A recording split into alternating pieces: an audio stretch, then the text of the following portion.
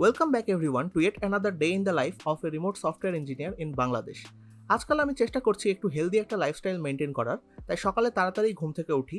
আজকে উঠেছি 6টার দিকে। ঘুম থেকে ওঠার পরে আমি প্রথমেই এখন আমার ঘুম অ্যাকচুয়ালি কেমন হয়েছে সেটা চেক করি। আমি রিসেন্টলি একটা গ্যালাক্সি ওয়াচ 7 কিনেছি এবং রাতে সেটা পরেই ঘুমিয়েছিলাম যাতে আমার ঘুমের সব স্ট্যাটিস্টিক্স ট্র্যাক করতে পারি। এখানে দেখাচ্ছে আমি ঘুমিয়েছি প্রায় 7 ঘন্টার মতো আর আমার স্লিপ স্কোর হচ্ছে 76। ফিজিক্যাল রিকভারি হয়েছে 77% এবং মেন্টাল রিকভারি হয়েছে 74%। আর আমি ঘুমিয়েছি 2টা সাইকেলে। কতটুকু সময় আমি জেগেছিলাম, কতটুকু সময় ডিপ বা লাইট স্লিপে ছিলাম, আমার এভারেজ হার্ট রেট কত ছিল, এই জিনিসগুলোও কিন্তু ডিটেলে ট্র্যাক করা যায় এই ওয়াচের সাহায্যে। ঘুম থেকে ওঠার পর আজকাল আমি প্রথম যেটা খাই সেটা হচ্ছে লেবু দিয়ে উষ্ণ গরম পানি। এটা হাইড্রেশন, ডিটক্সিং এবং ভিটামিন সি ইনটেক পূরণ করতে বেশ সাহায্য করে। এরপরে আমি 1 ঘন্টার মতো সাইক্লিং করা শুরু করেছি। গত 3-4 বছর ধরে আমি আমার স্বাস্থ্যকে পুরোপুরিভাবে ইগনোর করেছি। প্রচুর জাঙ্ক ফুড কনজিউম করেছি এবং রাত জেগেছি। ঢাকা শহরে আসলে বিনোদনের জন্য করার মতো তেমন কিছু নেই, তাই মানুষ সবচেয়ে বেশি যেটা করে সেটা হচ্ছে রেস্টুরেন্টে যায়। আমিও গত 3-4 বছর ধরে এটাই সবচেয়ে বেশি করেছি, কিন্তু মাস দুয়েক আগে আমি লক্ষ্য করি যে আমার স্ট্যামিনা একদমই কমে গিয়েছে এবং ওয়েটও কিছুটা বেড়ে গিয়েছে। তখন আমি ডিসাইড করি একটা হেলদি লাইফস্টাইলে মুভ করার। আমি প্ল্যান করি যে একটা এক্সারসাইজ করা শুরু করব। ইনিশিয়ালি আমি ভেবেছিলাম আমি জিমে জয়েন করব, কিন্তু আমার স্ট্যামিনার যা অবস্থা ছিল তাতে আমি বুঝতে পারি যে শুধু ফিটনেসের জন্য আমি যদি জিমে জয়েন করি তাহলে আমি তাড়াতাড়ি মোটিভেশন হারিয়ে ফেলবো এবং যাওয়া বন্ধ করে দিব। তাই আমার এমন কোনো একটা ফিজিক্যাল অ্যাক্টিভিটি করতে হবে যেটা আমি এনজয়ও করি, আবার সেটা আমার ফিটনেসেও হেল্প করবে। সাইক্লিংয়ের আইডিয়াটা তখন আমার মাথায় আসে। সাইক্লিং করতে এমনিতেও আমার বেশ ভালো লাগে, তাই এটা দিয়ে শুরু করে আমি আমার স্ট্যামিনা বাড়াতে পারি, একটা রুটিন ফলো করতে পারি এবং তারপর প্রয়োজন হলে আমি জিমও জয়েন করতে পারি। তো এই চিন্তা ভাবনা থেকেই সাইক্লিং শুরু করা। আমার মতে সফটওয়্যার ইঞ্জিনিয়ারদের সাইক্লিং, সুইমিং বা জিমের মধ্যে অ্যাটলিস্ট কোনো একটা অ্যাক্টিভিটিতে যুক্ত থাকা উচিত, কারণ আমাদের দিনের বেশিরভাগ সময় আমরা টেবিল চেয়ারে বসেই কাটিয়ে দিই। স্পেশালি আমরা যারা রিমোট ওয়ার্ক করি, আমাদের তো কাজের জন্য তেমন একটা ট্রাভেলও করতে হয় না, তাই হাঁটারও খুব একটা স্কোপ হয় না। এই অবস্থায় যে কোনো একটা ফিজিক্যাল অ্যাক্টিভিটি শুধু আমাদেরকে ফিটই রাখে না, বরং আমাদের প্রোডাক্টিভিটিও অনেকটা বাড়াতে হেল্প করে, যেটা আমি সাইক্লিং শুরু করার পর ভালোভাবেই টের পেয়েছি। সাইক্লিং থেকে ফেরার পর ব্রেকফাস্টের সময় হয়ে গিয়েছিল। আজকে ব্রেকফাস্টে ছিল চালের রুটি, গরুর মাংস আর আলু ভাজা। যে পরিমাণ ক্যালোরি সাইক্লিং করে বার্ন করে এসেছিলাম তার চেয়ে বেশি মেবি এই এক মিল দিয়েই আবার গেইন করে ফেললাম, কিন্তু কিছু করার নেই।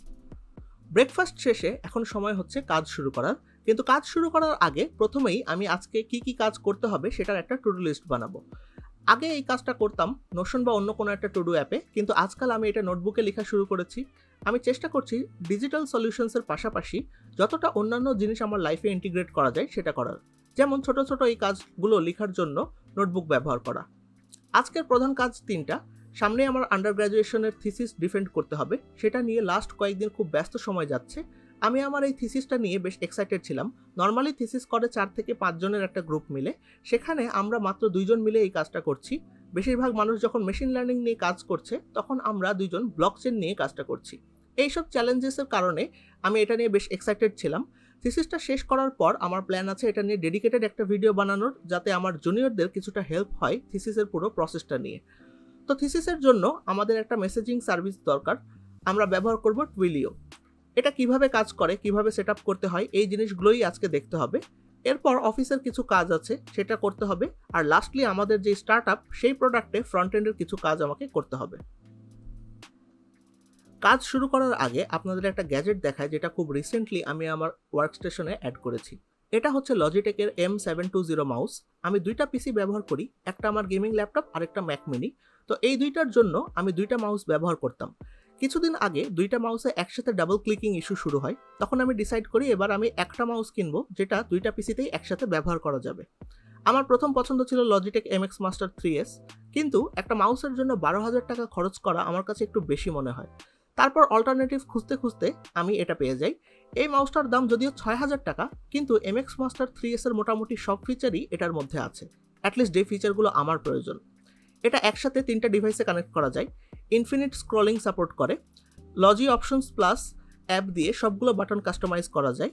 আবার MX Master 3S এর মতো ডিভাইস সুইচিং বাটনটার নিচে না, সো ডিভাইস সুইচ করার জন্য বারবার মাউসটা উল্টাতে হয় না, সাইডের বাটন দিয়েই সুইচ করা যায়। যদিও এটাতে আলাদা হরাইজন্টাল স্ক্রল হুইল নেই, কিন্তু যেই স্ক্রল হুইল আছে ওইটা দিয়েই হরাইজন্টালিও স্ক্রল করা যায়। আর সবচেয়ে ইন্টারেস্টিং হলো এই মাউসটা লজিটেক ফ্লো সাপোর্ট করে।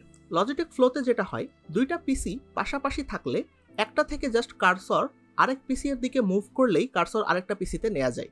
ফ্লো এর মধ্যে আমি সেট করেছি যে আমার ম্যাকটা আছে ডান দিকে আর ল্যাপটপটা আছে বাম দিকে।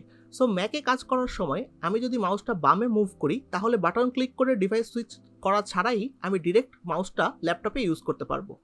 ওভারঅল ৬,০০০ টাকায় প্রোডাক্টিভিটির জন্য আমার কাছে এটা সেরা একটা মাউস মনে হয়েছে। এবার তাহলে কাজে ব্যাক করা যাক। প্রথমে টুইলিও ওয়েবসাইটে যেয়ে ওদের ডকুমেন্টেশনটা ভালো মতো পড়লাম। কোনো ক্রেডিট কার্ড ছাড়াই তারা আমাকে $15 দিয়েছে ব্যবহার করার জন্য। তো এর মধ্যে $1.5 দিয়ে একটা আমেরিকান ভার্চুয়াল নাম্বার কিনলাম।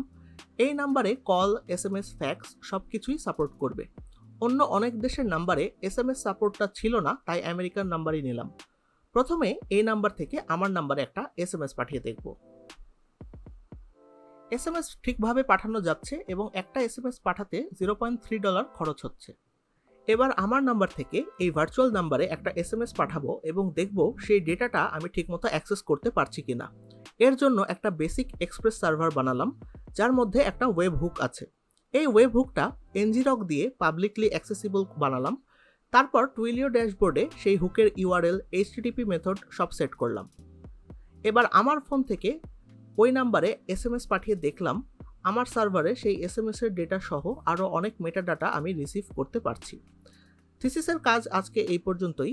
আমাদের সবগুলো মডিউল ইন্ডিভিজুয়ালি বানানো শেষ। এরপর এগুলো জোড়া দিয়ে ফুল ফ্লোটা বানাতে হবে।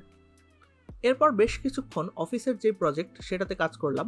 অফিস থেকে আমাকে কম কাজ দেওয়া হয়েছে, কারণ আমি বলেছিলাম যে থিসিস ডিফেন্সের সময় আমি একটু ব্যস্ত থাকবো, ডিফেন্সের পরে আবার বাকি কাজ আগের মতোই করতে পারবো।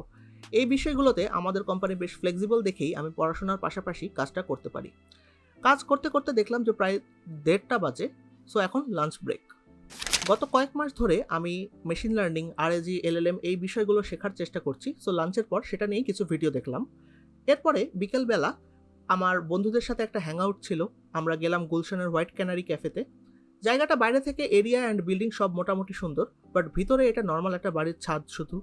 আমরা পাস্তা, ফ্রেঞ্চ টোস্ট এসব ট্রাই করেছিলাম এবং প্রাইস অনুযায়ী ফুড এভারেজ ছিল।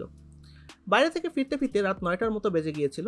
ফিরে আসার পর আমাদের প্রোডাক্টের ফ্রন্ট এন্ডের কাজগুলো করলাম। নর্মালি আমার রাত 9টা থেকে 12টা পর্যন্ত স্টার্টআপের মাল্টিপল মিটিং থাকে, যেমন ডিজাইনারের সাথে, কন্টেন্ট ক্রিয়েটরের সাথে, ডেভেলপার টিমের সাথে, কারণ আমি প্রোডাক্ট ম্যানেজমেন্ট এবং ডেভেলপমেন্ট এই দুইটা পার্টি দেখি।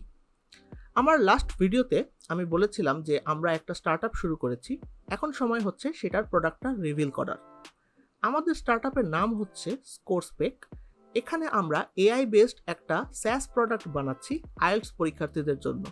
আমাদের প্ল্যাটফর্মে মূলত দুইটা জিনিস আছে, একটা হচ্ছে IELTS এর মক টেস্ট, আরেকটা হচ্ছে IELTS পরীক্ষার প্রিপারেশনের জন্য স্টাডি ম্যাটেরিয়ালস। মক টেস্টে থাকবে 4টা মডিউল, রিডিং, রাইটিং, লিসেনিং এবং স্পিকিং। অ্যাকচুয়াল IELTS পরীক্ষায় যেমন থাকে আর কি। এই 4টা মডিউলের মধ্যে স্পিকিং এবং রাইটিংয়ে আমরা ব্যবহার করছি আর্টিফিশিয়াল ইন্টেলিজেন্স। এই দুই মডিউলে AI ব্যবহার হচ্ছে দুইভাবে। ইউজারদের জন্য কোয়েশ্চেনগুলো র্যান্ডমভাবে জেনারেট করছে AI, আবার ইউজার যে উত্তরগুলো দিবে সেগুলোও ইভালুয়েট করছে AI। আর রিডিং ও লিসেনিংয়ের জন্য প্রশ্ন থেকে শুরু করে অডিও ক্লিপ পর্যন্ত সব কিছু আমরা বানিয়েছি আমাদের ইনহাউস IELTS এক্সপার্ট টিচারের সাথে মিলে। স্পিকিং আর রাইটিংয়ের জন্য আমরা দুইটা AI ব্যবহার করছি, একটা হচ্ছে একটা লার্জ ল্যাঙ্গুয়েজ মডেল, আরেকটা হচ্ছে একটা স্পিচ প্রসেসর AI। দুইটা AI আমরা স্ক্র্যাচ থেকে বানাইনি, API ব্যবহার করেছি। কিন্তু এটা জাস্ট অ্যানাদার র্যাপার প্রোডাক্ট না, আমরা এখানে দুইটা জেনারেলাইজড AIকে নিয়ে একটা স্পেসিফিক প্রোডাক্ট তৈরি করেছি। র্যাপার প্রোডাক্টগুলোকে আমি দেখেছি কিছু মানুষজন একটু ছোট করে দেখে, কারণ API ইউজ করা স্ক্র্যাচ থেকে AI বিল্ড করার চেয়ে সহজ। কিন্তু কোম্পানিদের APIগুলো কিন্তু প্রোভাইড করার কারণ এটাই, যাতে মানুষ সেই APIগুলো ব্যবহার করতে পারে এবং সেগুলো ব্যবহার করে নতুন কোনো প্রোডাক্ট বানাতে পারে।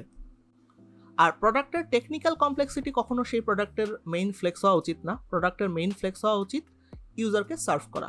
আমি এমন একটা প্রোডাক্ট বানালাম যেটা টেকনিক্যালি অনেক কমপ্লেক্স, কিন্তু ইউজার সেটা ব্যবহারই করলো না, তাহলে তো একটা প্রোডাক্ট বানিয়ে সেই স্টার্টআপের কোনো লাভ নেই।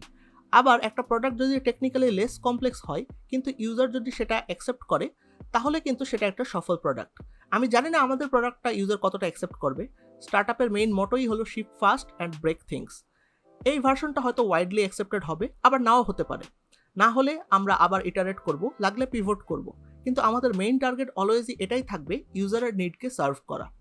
সেটা ইজি টু বিল্ড প্রোডাক্ট দিয়ে হোক বা কমপ্লেক্স প্রোডাক্ট দিয়েই হোক।